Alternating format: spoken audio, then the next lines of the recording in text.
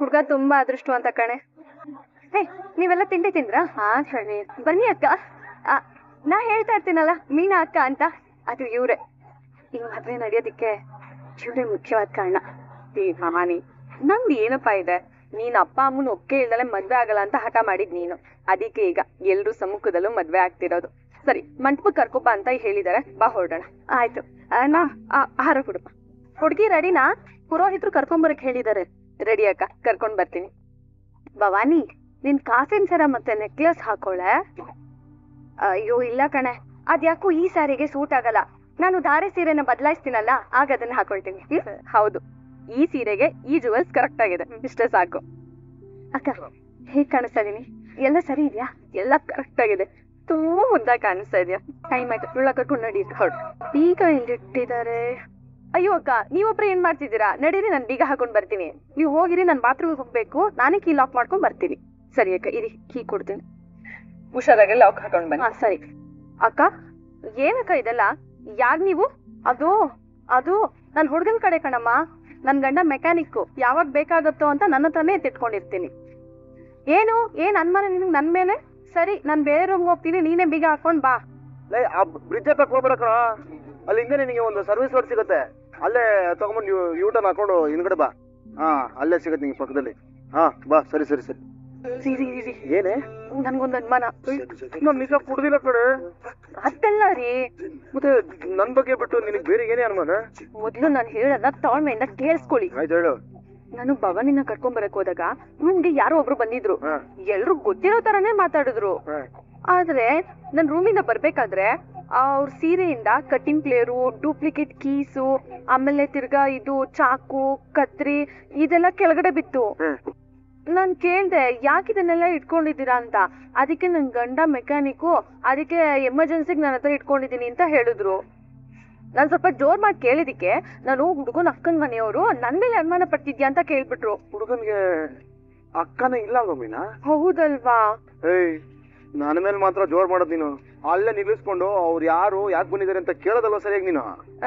ಕೇಳ್ಬೇಕಾಗಿತ್ತು, ಆದ್ರೆ ಅವರು ಹುಡುಗನ್ ಮನೆಯವರಾಗಿದ್ರಿಂದ ಸುಮ್ನೆ ನನ್ ಕೇಳಿ ಅವ್ರು ಏನೋ ಒಂದು ಗಲಾಟೆ ಆಗ್ಬಿಡುತ್ತೆ, ಮದ್ವೆಗ್ ತೊಂದ್ರೆ ಆಗತ್ತೆ ಅಂತ ನಾನು ಸುಮ್ನೆ ಆಗ್ಬಿಟ್ಟೆ. ರೀ, ಒಂದೇ ಒಂದ್ ಮಾತಿಂದ ಎಷ್ಟೊಂದ್ ಮದ್ವೆ ನಿಂತೋಗಿರೋದ್ ನಾವ್ ಕೇಳಿಲ್ವಾ? ಅದಕ್ಕೆ. ಸರಿ ಆಯ್ತು ನೋಡಮ್ಮ, ಮೊದ್ಲು ಮದ್ವೆ ಮುಗಿಲಿ. ಅಲ್ಲಿ ತನಕ ಆ ಹೆಂಗ್ಸು ಎಲ್ಲಿದ್ದಾಳೆ, ಏನ್ ಮಾಡ್ತಾ ಇದ್ದಾಳೆ ಅಂತ ನೀನು ಆಕೆ ಮೇಲೆ ಒಂದ್ ಕಣ್ಣಿಟ್ಟಿರು, ಆಯ್ತಾ? ಹೋಗು ಹೋಗು ಹೋಗು. ಈ ತಾಳಿ ಇಟ್ಟಿರ್ತಕ್ಕಂಥ ತೆಂಗಿನಕಾಯಿನ ಎಲ್ಲರ ಕೈಯಲ್ಲಿ ಮುಟ್ಸಿ ನಮಸ್ಕಾರ ಮಾಡಿಸ್ಕೊಂಬನ್ನಿಮ್ಮ.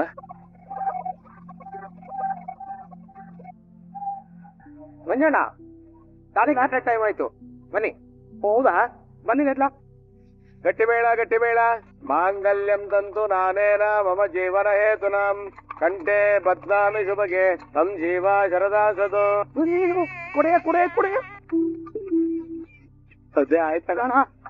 ಎಲ್ಲ ಅದೇ ಐಸ್ ಕ್ರೀಮ್ ಅಂಗಡಿ ಬಂದವನೆ, ಅವ್ನಿಗೆ 25,000 ರೂಪಾಯಿ ಕೊಡ್ಬೇಕಂತೆ. ಹೌದೇ? ಎಷ್ಟು ಕೇಳದ? ಬೇಡ ಬೇಡ ಬೇಡ ಬೇಡ, ಮದುವೆ ತುಂಬಾ ಖರ್ಚು ಮಾಡ್ಬಿಟ್ಟವ್ರೆ, ಅವ್ನ್ ಕೇಳೋದ್ ಬೇಡ, ನಡಿ ನಾ ಕೊಡ್ತೀನಿ. ಏನ್ ಮೀನಾ ಮರಿ, ಮದ್ವೆ ಎಲ್ಲ ಚೆನ್ನಾಗಾಯ್ತಲ್ಲ, ಇನ್ಯಾಕ್ ಟೆನ್ಷನ್ ಅಲ್ಲಿ ಇದ್ದೀರಾ? ಏನಿಲ್ಲ ಶ್ರುತಿ, ನೀವು ಹುಷಾರಾಗಿ ಹೋಗ್ ಬನ್ನಿ. ಅಲ್ಲ ಕಣೋ ರವಿ, ಏನು ಇದು 3 ದಿನ ಕೆಲ್ಸ ಕಾರ್ಯ ಎಲ್ಲ ಬಿಟ್ಟು ದುಡ್ಡು ಖರ್ಚು ಮಾಡಿ ರೆಸಾರ್ಟ್ಗೆ ಹೋಗ್ಬಿಟ್ಟು ಬರ್ಬೇಕೇನೋ? ಓ ಅತ್ತೆ ಪ್ಲೀಸ್, ಈಗ ಇವನ ಹತ್ರ ಹೀಗೆಲ್ಲ ಮಾತಾಡ್ಬಿಡಿ. ನಾವು ಆಲ್ರೆಡಿ ಫಿಕ್ಸ್ ಆಗಿದೀವಿ. ನಾನು 2 ತಿಂಗಳಿಂದ 2 months ಇಂದ ಇವನಿಗೆ ರೆಸಾರ್ಟ್ ಹೋಗೋದಿಕ್ಕೆ ಕೇಳ್ಕೊತಾ ಇದೀನಿ ಗೊತ್ತಾ? ಅವಳು ದಿದ್ದಿದ್ದೆ ಕಣಮ್ಮ, ಯಾವಾಗ್ಲೂ ಈ ತರ ಮಾತಾಡ್ತಾನೆ ಇರ್ತಾಳೆ. ನೀವು ಅವ್ರ ವಿಷಯಕ್ಕೆ ತಲೆ ಕೆಡಿಸ್ಕೋಬೇಡಿ, ನೀವು ಹೋಗಿದ್ ಬನ್ನಿ. ಹುಷಾರ್ ಕಣಪ್ಪ. ಸರಿಯಪ್ಪ, ಎಲ್ಲರಿಗೂ ಬಾಯ್. ಶ್ರುತಿ, ನಿನ್ಗೆ ಇವಾಗ ಲೇಟ್ ಆಗ್ತಾ ಇಲ್ವಾ? ಆ ರೆಸಾರ್ಟ್ ಅಲ್ಲಿ ನೀವ್ ವಿಚಾರಿಸ್ಕೊತೀನಿ.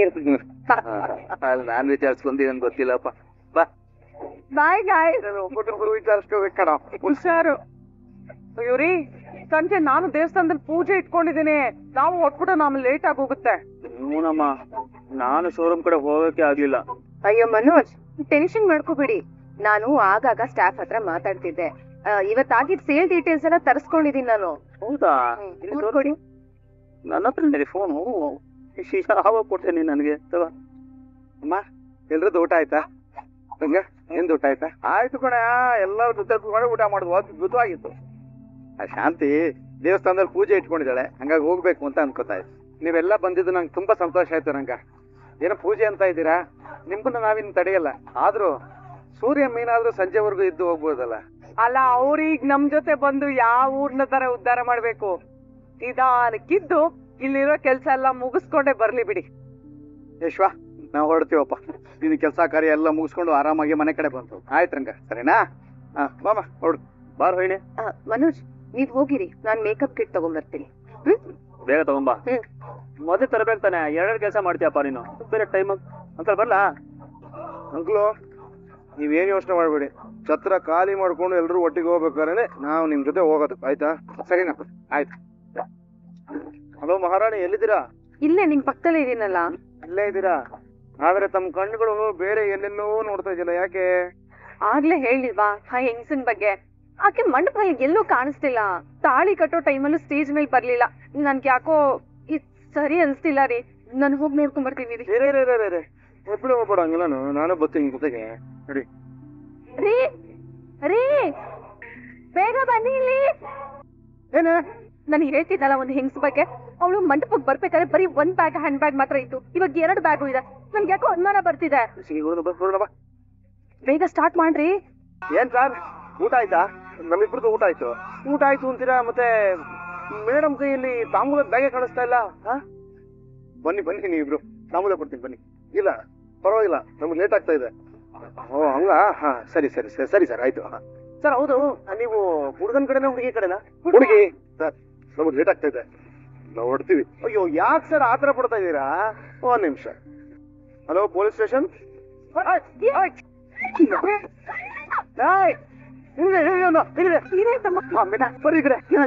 ಏನಪ್ಪ ಇದೆಲ್ಲ? ಸೂರ್ಯ, ಏನಾಯ್ತಪ್ಪ? ನೀನು ಒಬ್ರ ಮೇಲೆ ಅನುಮಾನ ಇದೆ ಅಂತ ಹೇಳಿದ್ ಅಂಕಲ್.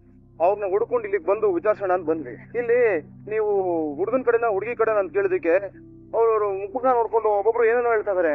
ಅವಾಗ ನಮಗೆ ಅವ್ರ ಮೇಲೆ ಅನುಮಾನ ಬಂತು. ನಮಗೆ ಅನುಮಾನ ಬಂತು ಅಂತ ಅವ್ರು ಗೊತ್ತಾಗಿದ ತಕ್ಷಣ ಓಡಕ್ ಶುರು ಮಾಡೋದು. ಇಲ್ಲಿ ನೋಡಿ ಅಂಕಲ್, ಇಲ್ಲಿ ನೋಡಿ, ಈ ತರದ ಐಟಮ್ಸ್ ಎಲ್ಲ ಅವ್ನ ಬ್ಯಾಗಲ್ಲಿ ಇಟ್ಕೊಂಡಿದ್ದ.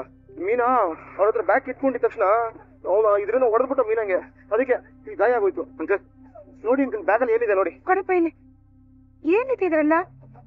ಏನಿದು? ಹುಷು ಒಡವೆಗಳು. ಇದು ನನ್ ಮಗ ಭವಾನ್ ಒಡವೆಪ್ಪ ಇದೆಲ್ಲ.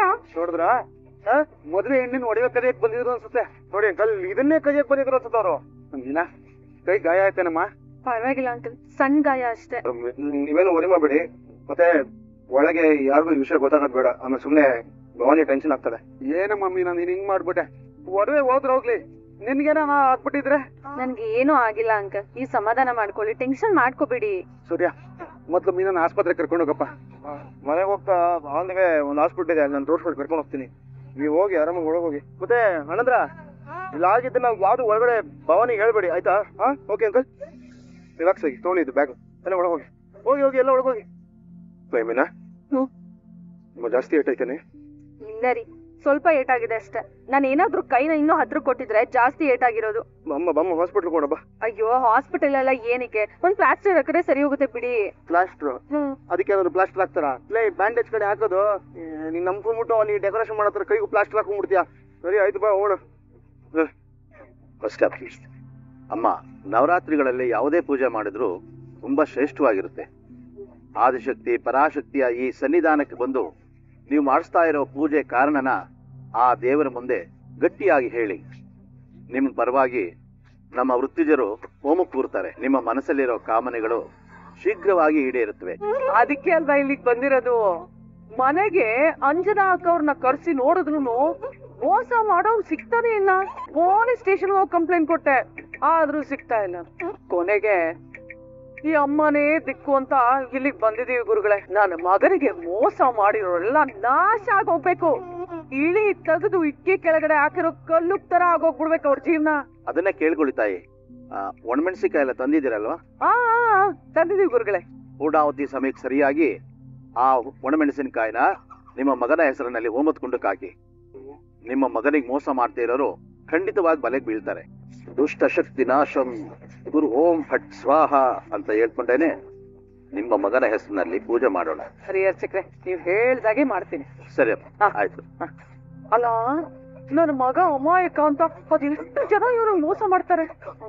30 ಲಕ್ಷ ತಗೊಂಡು ಓಡೋದವನು ನಾನು ಮನೋಜನ್ ಜೀವನದಲ್ಲಿ ಮೋಸ ಮಾಡೋರು ಎಲ್ರು ಆ ಹೋಮದಲ್ಲಿ ಹಾಕೋ ಮೆಣಸಿನ್ಕಾಯಿ ತರ ಚಟಪಟ ಚಟಪಟ ಅಂತ ಸಿಡಿದು ಹೋಗ್ಬಿಡ್ಬೇಕು. ಹೌದೇನೋ? ಸದ್ಯ ನಿಮ್ ಮಾವ ಇಲ್ಲ.